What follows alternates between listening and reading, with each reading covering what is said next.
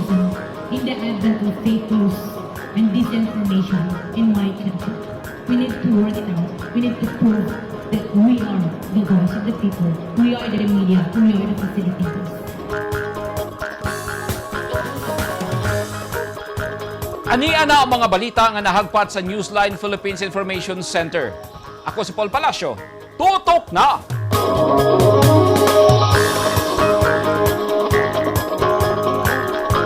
Sa mga headlines, mga politiko sa Davao City nga midaog sa pinili ay giproklama na sagad kanila incumbent o di kaha anak sa mga last termer nga politiko.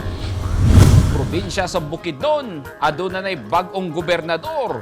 Pamilyang Zubiri nga naghupot sa Kapitolyo, napulihan na.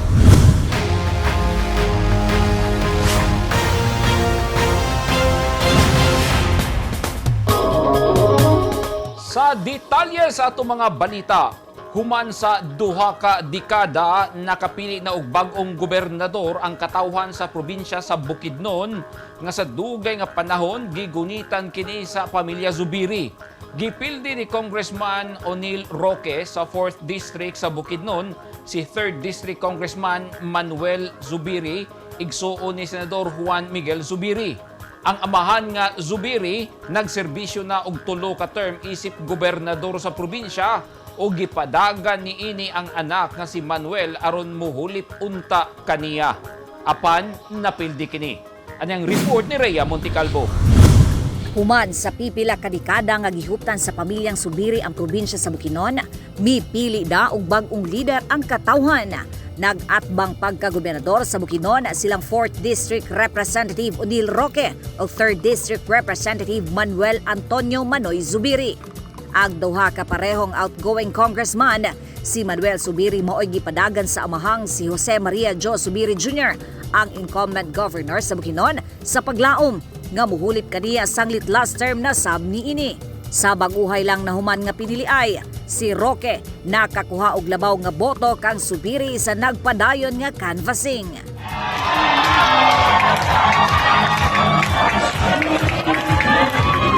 Nagpatigbabaw ang kalipay sa mga supporters ni Roque human ang proclamation sa bag-ong gobernador ubos sa bag-ong Bukidnon. Kini human sa kapinduha ka dekada nga gihuptan sa mga Zubiri ang probinsya na hulipan na gyud kini.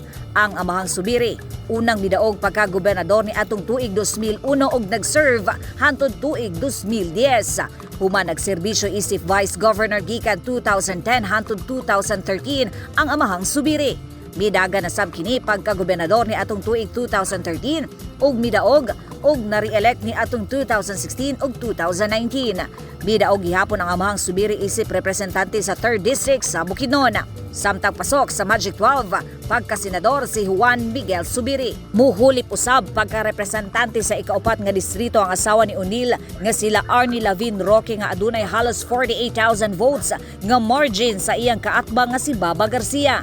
Dako kayo akong kalipay nga nadaog si Oneil Roque kay matuman nagding iyang mga plano nga dugay na niyang gipangandoy alang-alang sa ato ang mahal na Bukidnon.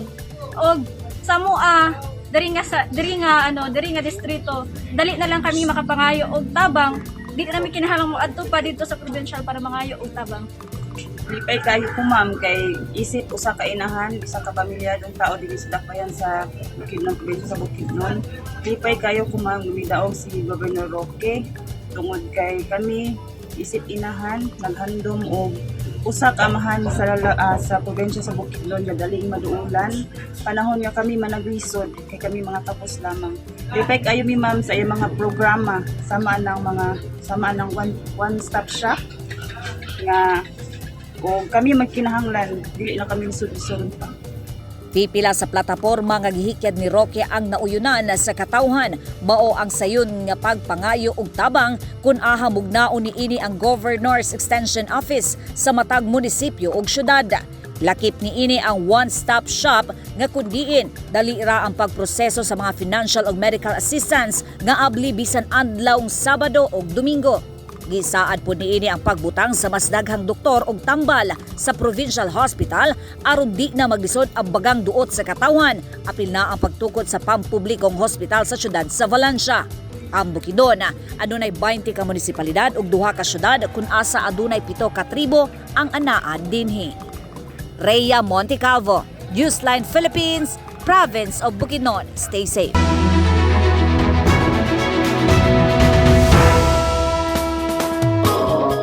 Mulingkod na karong Hunyo 30, 2022, isip gobernador sa probinsya sa Misamis Occidental, si 2nd District Congressman Henry Waminal, human niya gipildi ang incumbent o re-electionist governor nga si Philip Tan, dihang giproklama na sa Board of Canvassers kung asa nang haros ang grupo ni Waminal nga Team Asenso. Anyang report ni Neptali Batuleño. Hingpit na kagiproklama sa Provincial Electoral Board na mga bidaog nga kandidato sa Misamis Occidental sa bag-ulabang natapos nga piniliay.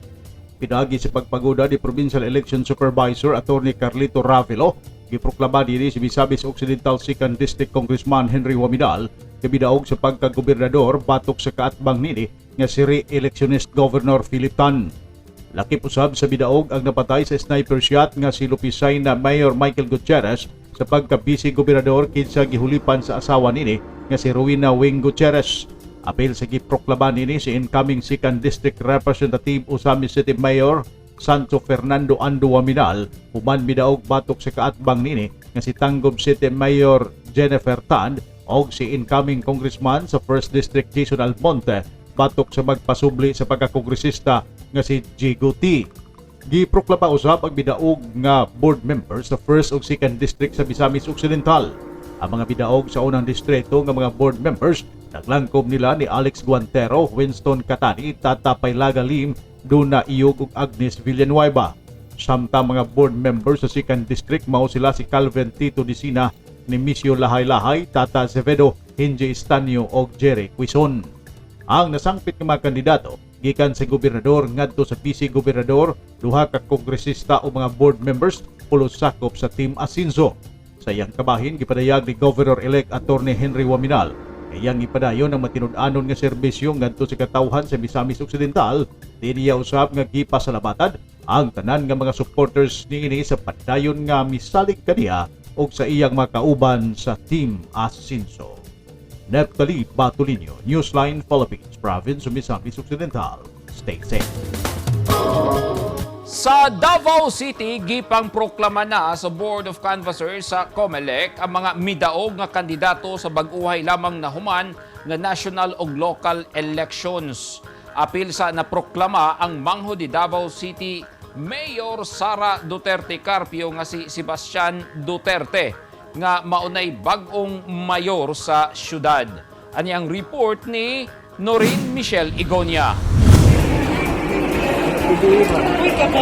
Karong hapon, gihimo sa City Board of Canvassers sa Sangguniang Panlungsod Building sa Davao City ang proklamasyon sa mga kandidatong midaog sa baguhay pa lamang na human nga piniliay. Sama ni Davao City Vice Mayor o karon Mayor-elect Sebastian Baste Duterte nga mupuli sa iyang magulang nga si Mayor o Presumptive Vice President Sara Duterte Carpio. Na-re-elect gihapon pagka-kongresista sa unang distrito si Congressman Paulo Duterte, 2nd District Congressman-elect Vincent Garcia o 3rd District Representative Isidro Ungab. Lakip sa giproklama ang 24 ka mga konsehal gikan sa una hangtod ikatulong distrito. Matud ni Konsehal Mirna Dalodo Ortiz, dakong hagit sa iyang komitiba ang turismo nga kasamtangan niyang gihuptan pag-engganyo og mga turista sa syudad nga apektado sa pandemya. Nga mao'y iyang pangusgan kung ugaling ihatag kaniya pagbalik ang nahisgutang komitiba. First of all, first and foremost, akong ipaabot ang kinasingkasing na pagpasalamat sa tanang mga katawhan sa Distrito Tres nga misuporta o nihatag gayud kanako sa ilahan dakong pagsalig. So sila ang hinungdan na nakabalik ko dito sa hawanan sa konseho. So after this COVID pandemic, paningkamutan namo no kay magtrabaho kami sa council as one. So we are a collegial body. So ang paningkamutan na ang atong syudad sa Davao makabangon gayon sa epekto sa atong COVID pandemic, especially in in my committee as a chairperson of the Committee on Tourism. Ang last termer gikonsiderang veteran ang konsehal sa syudad nga si Pilar Braga, himuon niyang prioridad pagpahingpit og State College sa syudad nga gisalig kaniya ni Mayor Duterte Carpio. And she has helped a lot in the field of education. She sits in the local school board of in Davao City, and so she knows the rudiments of education. Well, of course, education is something. I mean, she will fit in any position that she put her heart. So I'd like to focus on this before the next term, the next governance will come in. Before the 20th council, we are the 19th council now. So before the 20th council, I hope to be able to put in place and settle the City College of Davao. Kasagarang midaog nga mga politiko sa syudad, mga incumbent ug anak sa mga last termino nga konsehal sa syudad. Noreen Michelle Igonia, Newsline Philippines, stay safe. Naglaom ang mga Dabawenyo nga dili pakyason ni Presumptive President Bongbong Marcos Jr. ang saad ni ini sa mga Pilipino nga iyang gihimo sa mga campaign rally nga matud pa paubsan ang presyo sa bugas, hawason ang nagpait nga ekonomiya sa nasod tungod sa pandemya. Ani ang report ni Eugene Hinutan. Naglaom ang mga Dabawenyo nga unta mapadayon sa administrasyon ni Presumptive President Ferdinand Marcos Jr. ang maayong nasugdan nga programa ni Pangulong Rodrigo Duterte. Matud ni Michael Nisnisan, dili unta ipadapli ni Marcos Jr. ang natagamtaman sa mga Pilipino nga programa sa infrastructure ug pagtabang sa mga uyamot nga Pinoy. I'm hopeful na maayo ang dagan, no. I-continue ang maayong nahimo sa atong presidente Mayor Duterte, President Duterte, no. So ipadayon ang maayong nasugdan, no. So I'm hopeful ta sa umabot, no, nga paglingkod sa atong bago nga presidente. Timan ansab sa mga Dabawenyo ang saad ni Marcos Jr. nga panaghiusa aron mulambo og balik ang ekonomiya sa Pilipinas nga nagpait tungod sa pandemya. Hopefully wala na to mga lockdown, wala na ning about sa COVID. Hopefully mubalik sa normal ba pareha sa una nga dili na control sa IETF ang mga balaod kay moro man ay naka epekto sa to karon kay saban na so dili naman ko dingon ani. So hopefully paglingkod nila new government, new president, new nasad nga kanang pamaagi ba. Bawa ginay among gina-pray nga mo inana gapo na ang Pilipinas. Ang ako lang sa yahan no kung usa to yahang gikuan nga istorya tong pag-rally dapat tumanon to diya. Mora man jud nato ang sa to ang mga tao na iyahang prove na naunta kay siya naman nilingkod na pagka-presidente. Dapat katuyang gi-istorya, gisaad tumano pud to niya kay para kita mga Pilipino makuan pud ta siya. Usa sa gikalipay sa mga taga Davao ang ilang gikahinamang paglingkod ni Davao City Mayor Sara Duterte Carpio sa ikaduhang pinakataas nga posisyon sa Pilipinas. Sa pinakaulahing update sa partial and unofficial tally sa election returns nga naana sa kapin 98%, nanguna sa presidential race si Marcos Jr. nga dunay kapin 31 million ka mga boto. Samtang nanguna sab sa vice presidential race si Sara Duterte Carpio nga nakakuha sab og kapin 31 million votes. Miatras na og gidawat na sa ubang kandidato ang ilang kapildihan sama nila presidential candidate Panfilo Ping Lacson, Isko Moreno, Senator Manny Pacquiao, Calyodi de Guzman o Vice Presidential Candidate Tito Soto. Gipaning kamutan sa Commission on Elections na maproklaman na ang mga midaog sa national positions una matapos ang bulan sa Mayo. Eugene Hinutan, Newsline Philippines, Davao Region. Stay safe. At tangi! Ubang lugar sa Zamboanga City, gibaha kagabi. O usa ka lugar sa lungsod sa Arakan, North Cotabato nga kanhi red area gitukuran og classrooms. Naging mapaghamon ng taong 2020 sa bawat Pilipino at sa Philippine Charity Sweepstakes Office. Nakapanlulumo at nakapanghihina, ngunit hindi tayo kapwa susuko. Mula noon, ngayon, at sa hinaharap, asahang makakasama ninyo ang PCSO, sa pagbangon ng Pilipino sa anumang pagsubok. We will get through this crisis as one nation. Ang mga taong dunay mga ginahambin nga mga grabing mga balatian o comorbidity, hilabi na ang mga senior citizen, sila ang mas delikado nga maigo sa coronavirus disease COVID-19. Busa dubling pag-amping ang himuon og tambali ang mga ginahambin nga mga sakit. Ang pagtumar sa Bilonga Gold Herbal Capsule is a food supplement makatabang aron mapunggan nga musamot ang mga balatian. Turmeric uluyang dilaw ang nagunang sagol sa Bilonga Gold. Gisagulan og sodium ascorbate o vitamin C aron mas mulig-on ang immune system. Ang Bilonga Gold Herbal Capsule mapalit sa mga butika.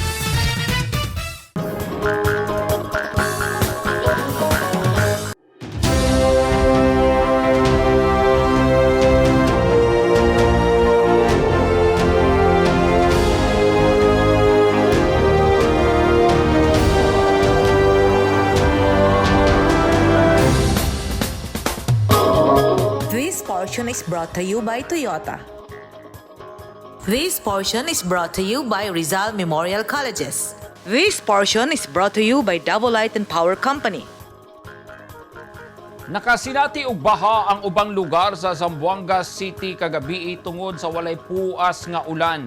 Apil sa gibaha ang mga tanom nga gulay sa mga mag-uuma. Gihatagan sa dayon og pasiunang tabang sa gobyerno ang gipangbaha. Ani ang report ni Eugene Hinutan. Gibaha ang pipila ka mga lugar sa Zamboanga City kagabi Mayo 10 hatod sa Intertropical Convergence Zone kun ITCZ nga may resulta sa baha. Gilunupan ang sitio Tigbaw, Barangay Licomo. Subay sa report, dulan duha ka oras sab nga nakasinati og kusog nga ulan ang syudad nga nagsugod alas 8 sa gabi hinungdan sa pagbaha. Sayo sa buntag kaganiha, ingani na ang sitwasyon sa sitio Tigbaw ug Lower Tigbaw sa Licomo diin makita ang danyo sa agrikultura. Sagad sa apektado ang mga mag-uuma og talong, kamatis, sitaw ug ampalaya. Padayon ang assessment sa City Agriculturist Office sa mga danyos. Apektado sab sa baha ang 150 ka mga pamilya sa ubang lugar sa Barangay Tiktapol, subay sa initial assessment sa City Social Welfare and Development Office. Dali sab nga mitunol og pasiunang hinabang sa mga apektadong residente ang mga personahe sa CSWDO. Kaganihang buntag, nagpabilin gihapon ng tubig baha sa mga sityo sa Sento Tindalo, Bataan, Tamyon sa Barangay Vitali. Nanawagan na sabog tabang gikan sa publiko ang Zamboanga City Disaster Risk Reduction and Management Office alang sa mga biktima sa baha. Sa karon, padayon pang gipanubayan sa mga ahensya sa gobyerno aron masuta ang kinatibukang danyos kung pila ka mga pamilyang apektado sa baha ingon man ang danyos sa mga kabtangan. Eugene Hinutan, Newsline Philippines. Stay safe.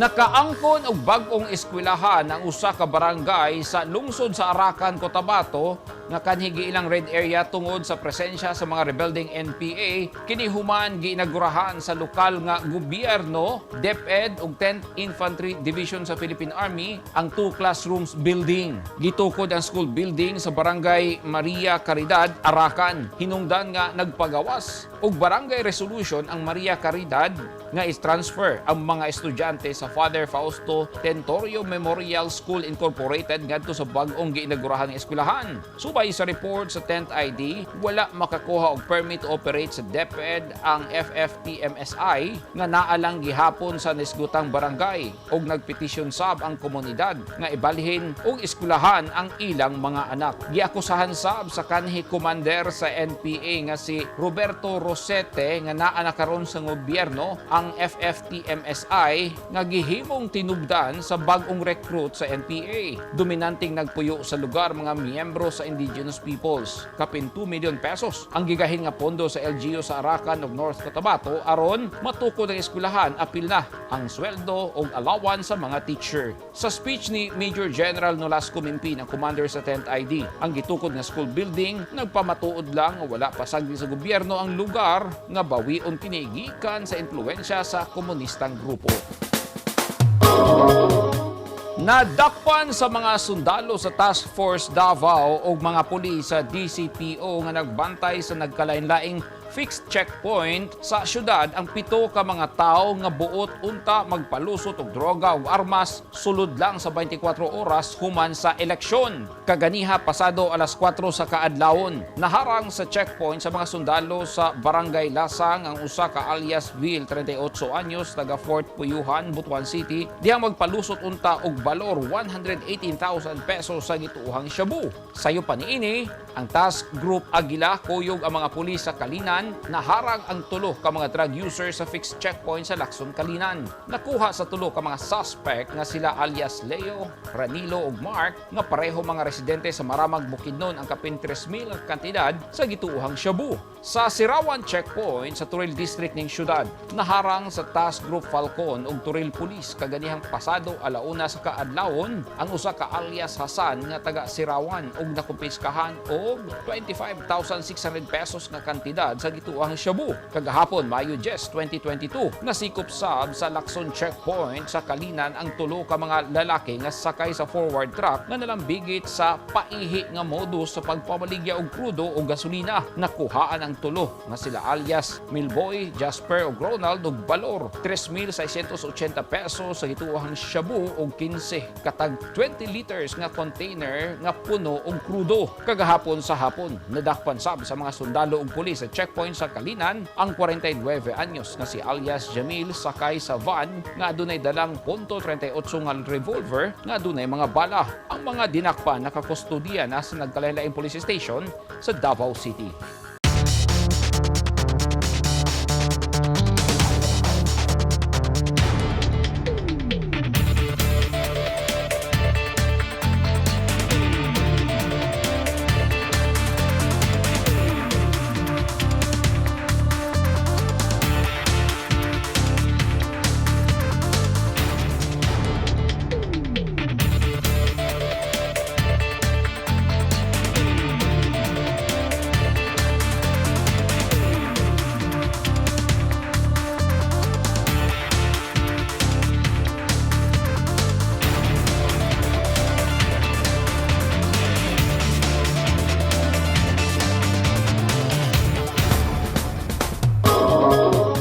Kadto naghingpit sa mga balita nga nahagpat sa Newsline Philippines Information Center.